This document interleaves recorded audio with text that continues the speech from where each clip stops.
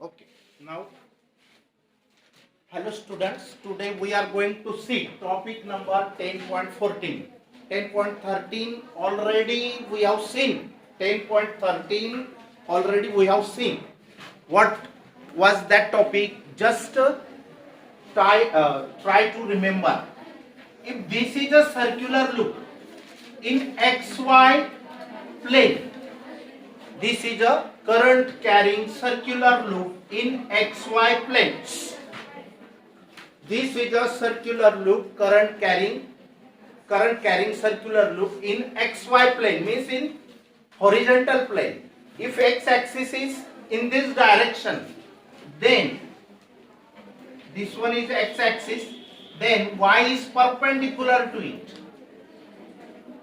म्हणजे हे सर्कल आडवा आहे, वायर आहे, त्याच्यामधून करंट असं फ्लो होत आहे आणि एक्स आणि वाय ऍक्सिसच्या प्लेन मध्ये ते आहे आणि त्याला परपेंडिक्युलर असणारा म्हणजेच त्या सर्कलचा जो ऍक्सिस आहे त्या ऍक्सिसच्या कोणत्या तरी एका पॉइंटला, सपोज P ह्या पॉइंटला along Z axis x Y आणि झेड कसा असेल याला परपेंडिक्युलर असतो, तीन ऍक्सिस माहिती आहे.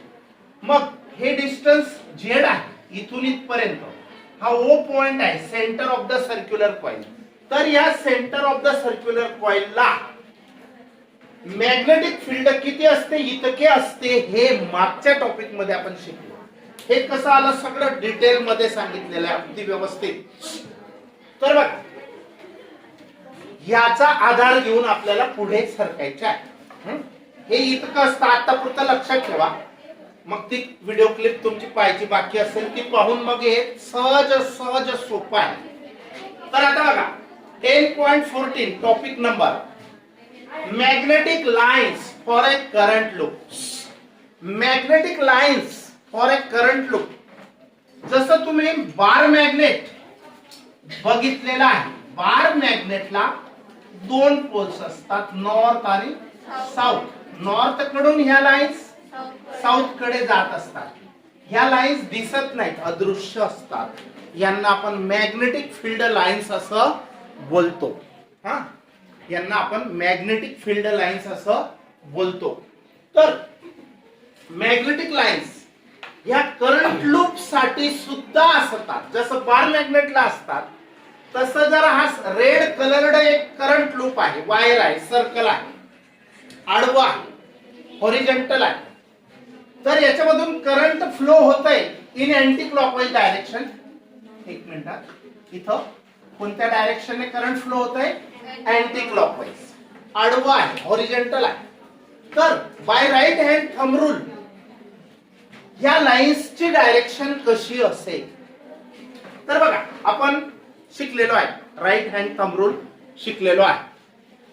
तर राईट हँड थंब रूल काय सांगायचा, जर एखाद्या कंडक्टर मधून वायर मधून करंट फ्लो होत असेल तर आपला राईट हँड चे बोट कर्ल करा आणि अंगठा ताठ ठेवा. अंगठा हा करंटच्या दिशेने पाहिजे आणि मॅग्नेटिक लाईन्स ह्या अशा कर्ल असतात.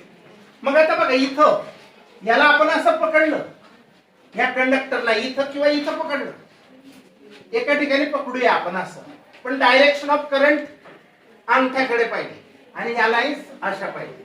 मग ह्या लाईन्स अशा आहेत. आता इथं जर आपण सिच्युएशन चेक केली right hand thumb rule lines, तर करंट हे असं आहे. मग ह्या लाईन्स कशा असतील, बाहेर येणाऱ्या अशा.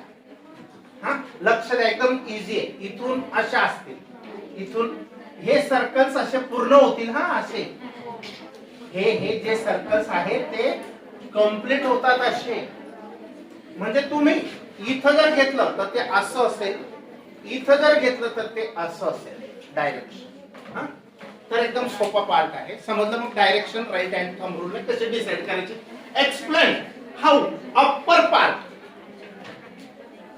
Explain how upper part of loop carrying current in anti clockwise direction. Upper part म्हणजे एखादी बँगल आहे का निघण्यासारखी, द्या बरं, बांगडी मेटलची कोणती पण असो, रिंग पाहिजे आपल्याला. निघण्यासारखे ज्यांचे असेल. ओके. आता बघा, हे करंट कॅरिंग सर्क्युलर लूप आहे. याच्या सेंटरला किंवा हा ऍक्सिस आहे, बरोबर. आणि या पॉइंटला आपण मॅग्नेटिक फील्ड आताच लिहिलं होतं, ते किती होतं, इतकं होतं. याच्यामधून करंट असं अँटी क्लॉकवाईज डायरेक्शनने जात आहे. तर ह्या लाईन्स कशा असतील, त्याला असं पकडलं डायरेक्शन ऑफ करंट असं जाता येईल, तर ह्या लाईन्स अशा असतील, म्हणजे वरून खाली, खालून असू, हा इकडेही तसंच. मग आता लक्ष द्या, ह्या कॉइलचा, ह्या टर्नचा, करंट कॅरिंग लूपचा वरचा पार्ट हा एक नॉर्थ पोलचं काम करतो आणि खालचा पार्ट हा साऊथ पोलचं काम करतो. म्हणजे समजा ही कॉइल चा आपण सेंटर मध्ये एक छोटासा सेगमेंट तयार केला. सेगमेंट म्हणजे छोटासा अंतर. तर वरचा पार्ट हा नॉर्थ पोलचं काम करतो, तर खालचा पार्ट हा साऊथ पोलचं काम करतो. आणि नॉर्थ आणि साऊथ जिथं तयार होतील तिथं बार मॅग्नेट. मग this current carrying coil acts as a bar magnet. Bar magnet सारखंच ती काम करेल, बरोबर. लक्ष द्या. आता बघा, एक्सप्लेन हाऊ. अप्पर पार्टचा अर्थ समजला. ह्या कॉइलचा वरचा भाग, ह्या कॉइलचा हा वरचा भाग आडवं धरलं तर हा वरचा भाग, इथं पॉइंट, हा इथं पॉइंट. बरेच जणांचं लक्ष नाही. हा वरचा पार्ट म्हणजे जस्ट या कॉइलच्या सेंटरचा वरचा पार्ट, त्याला आपण अप्पर पार्ट म्हणणार. अप्पर म्हणजे कॉइल पेक्षा फार वरती असा अर्थ नाही. हा या कॉइलचे दोन पॉइंट, दोन सेंटर पकडा. इकडच्या साईडचं सेंटर नॉर्थ पोल, इकडच्या साईडचं सेंटर साऊथ पोल म्हणून ऍक्ट होतं. हे सिद्ध करायचे आपल्याला, किंवा असतं असं. तर explain how upper part of loop carrying current in anti-clockwise direction acts as, behaves as a north pole, while lower part of the same loop acts as a south pole of a bar magnet. bar magnet सारखं ती काम करते. हा बार magnet सारखी काम करते. उभे राहा, उभे राहा.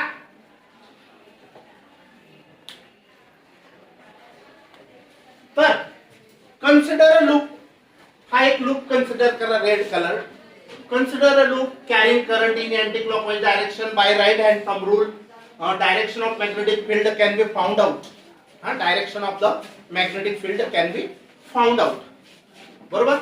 आता comparing with magnetic field lines originating from bar magnet. bar magnetच्या ह्या लाईन्स जशा ओरिजिनेट होतात, कुठून ओरिजिनेट होतात, originates from north pole and ends on south pole. त्याच्या सारखंच कंपेअर करायचं. याची आणि याची आपल्याला तुलना करायची आहे. लक्ष द्या. तर comparing with magnetic field lines of a bar magnet, it can be stated that, म्हणजे असं सांगता येईल, ठोस स्टेटमेंट देता येईल, stated that upper part of the loop, या लूपचा वरचा सेंटर, सेंटर तर एकच असेल पण त्या सेंटरच्या जस्ट अबोव म्हणजे अप्पर पार्ट, जस्ट बिलो म्हणजे लोअर पार्ट, बरोबर. तर upper part of the loop in this case behaves like a north pole and lower part behaves like a south pole.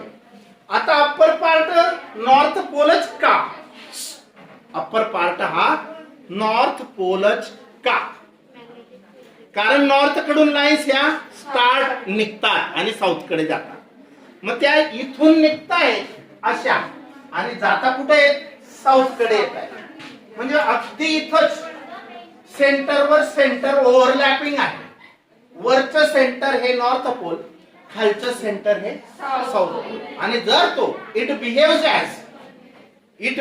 As a bar magnet, जर तो बार magnet सारखा act होत असेल तर ह्या बार मॅग्नेटला काय असेल, मॅग्नेटिक मोमेंट असेल.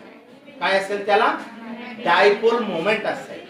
डायपोल मोमेंट आपण ह्या दोन पॉइंट्सचं अंतर चॉईस एल इतकं घेतो आणि या पोलची स्ट्रेंथ प्लस एम, या पोलची स्ट्रेंथ मायनस एम घेतली तर तर मॅग्नेटिक डायपोल मोमेंट आपण जनरली कॅपिटल एम घेतो, पण इथं स्मॉल एम वापरली आहे. 2L ला मल्टिप्लाय करायचं एकच स्ट्रेंथने 2ml is the dipole moment. आणि डायपोल मोमेंटची डायरेक्शन कोणती असते?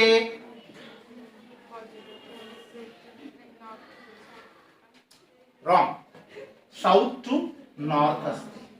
हा परत करत असतो, देत असतो, आणि तो एकाच डायरेक्शनने परत करतो.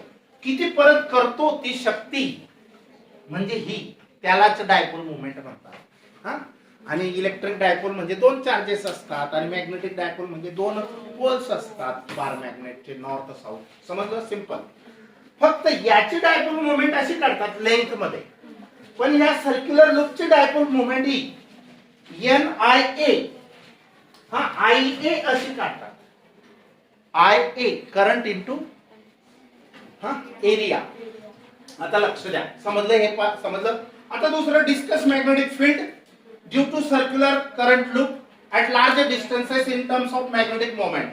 ॲट लार्ज डिस्टन्सेस म्हणजे सर्क्युलर लूप पासून जास्त अंतरावर, एक तर वरती एक तर खाली. लक्ष द्या, क्वेश्चन काय आहे? Discuss magnetic field.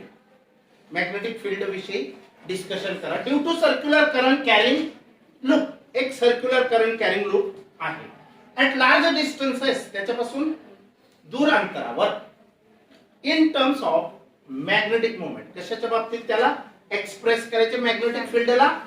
मॅग्नेटिक फील्डला इन टर्म्स ऑफ म्हणजे त्याच्या फॉर्म्युलामध्ये काय आला पाहिजे? मॅग्नेटिक डायपोल मोमेंट आला पाहिजे. हा, एम आला पाहिजे. तो आधी तर विदाउट डायपोल मोमेंट आपण फाइंड केलाच, याच्या आधीचं टॉपिक मी जस्ट आता सांगितलं. पण आता याला कशामध्ये एक्सप्रेस करायचं आहे? In terms of magnetic dipole moment. बरोबर? आता axial magnetic field produced by current I in circular loop is. Axial म्हणजे आताच याच्या अगोदर जी फिगर काढली मी, ऍक्सिस P पॉइंटला हे मॅग्नेटिक फील्ड किती असतं? इतकं असते. आता इथं R म्हणजे काय? तो जो लूप होता त्याची रेडियस R होती, आणि झेड ऍक्सिसला परपेंडिक्युलर असणारा पॉइंट P च्या ठिकाणी आपण हे BZ मॅग्नेटिक फील्ड किती असतं. आताच फिगर काढली होती बघा. ती फिगर बघा कोणती? बुक मध्ये बघा, अशी फिगर आहे. एक्स वाय ऍक्सिस आहे, इथून झेड ऍक्सिस आहे, हा P पॉइंट आहे इथं. तर या ठिकाणी करंट असं या लूप मधून फिरत आहे, आडवा आहे, हॉरिझॉन्टल आहे. तर लक्ष द्या, ऍक्सियल मॅग्नेटिक फील्ड, ऍक्सियल म्हणजे याच्या मधून जाणाऱ्या ऍक्सियल पॉइंटला ते किती असेल? Produced by current R. तर ते इतकं असेल magnetic field along Z axis at point P. ही फिगर असा R आहे, अजून एक P पासून R वेक्टर आहे, नंतर हा झेड आहे, हा ही रेडियस R आहे. तर बघा, बोलू नका, मला फार डिस्टर्ब केलं याने. तर point from centre of the loop for large distances. आता हे झेड अंतर या R पेक्षा खूप खूप जास्त असते, हेच सांगायचं होतं मला. झेड हे डिस्टन्स या रेडियस ऑफ लूप पेक्षा कसं असतं? खूप खूप मोठं असतं. म्हणून त्याला निग्लेक्ट करा. मग R निग्लेक्ट केला तर राहिलं काय? तर बघा, μ0 IR² जसाच्या तसा. हा R निग्लेक्ट केला तुम्ही, लहान आहे म्हणून. मग राहिलं काय? Z² चा 3/2 पॉवर करा.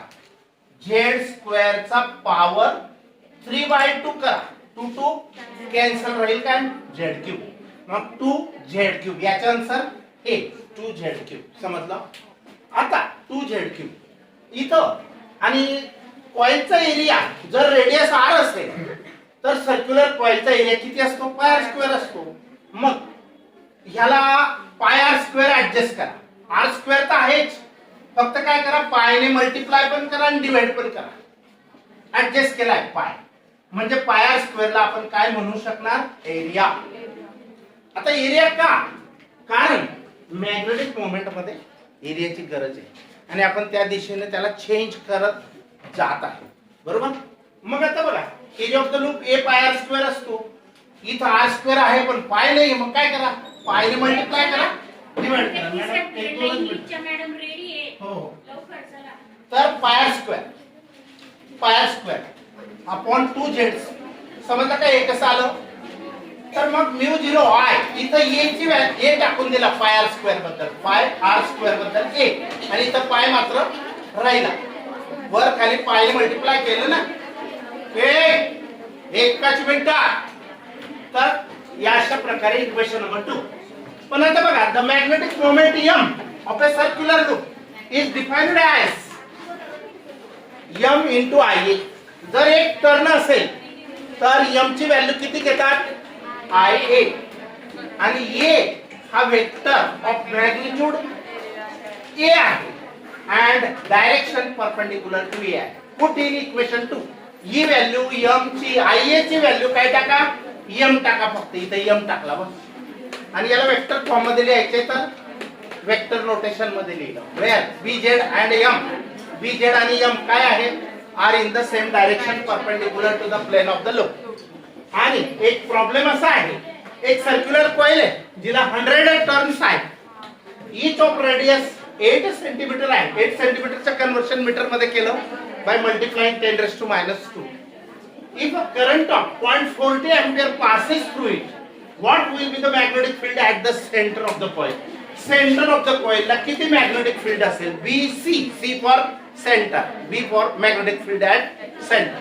किती असेल? तर हा फॉर्म्युला आपण याच्या हे जे डेरिवेशन आहे याच्या अगोदरचं, त्याच्यामध्ये हा फॉर्म्युला सुद्धा डेराइव्ह केलेला आहे, लक्षात ठेवा. आणि तो फॉर्म्युल्यामध्ये फक्त म्यू 0 ची व्हॅल्यू टाकली, म्यू 0 ची व्हॅल्यू टाकली, ही टाकली म्यू 0 ची व्हॅल्यू. कारण फक्त म्यू 0 अपॉन 4 पाय याची व्हॅल्यू किती असते माहितीये? 10⁻⁷ असते, लक्षात ठेवा. हे म्यू 0 अपॉन 4 पाय ची व्हॅल्यू किती असते? 10⁻⁷. मग हा म्यू 0 ची व्हॅल्यू पाहिजे तर 4 पाय तिकडे मल्टिप्लाय केलाय. हा म्यू 0 अपॉन 4 पाय 10⁻⁷. आपल्याला म्यू 0 पाहिजे तर काय करायचं? 4 पाय तिकडे मल्टिप्लाय केला, तो पुटअप केला बघा. म्यू 0 n 100 आहे, 100 turn, current 0.40, 2 radius r metre मध्ये, आणि हे कॅल्क्युलेशन केलं तर BC जे इथे आन्सर. ओके, ठीक आहे. कोणाचं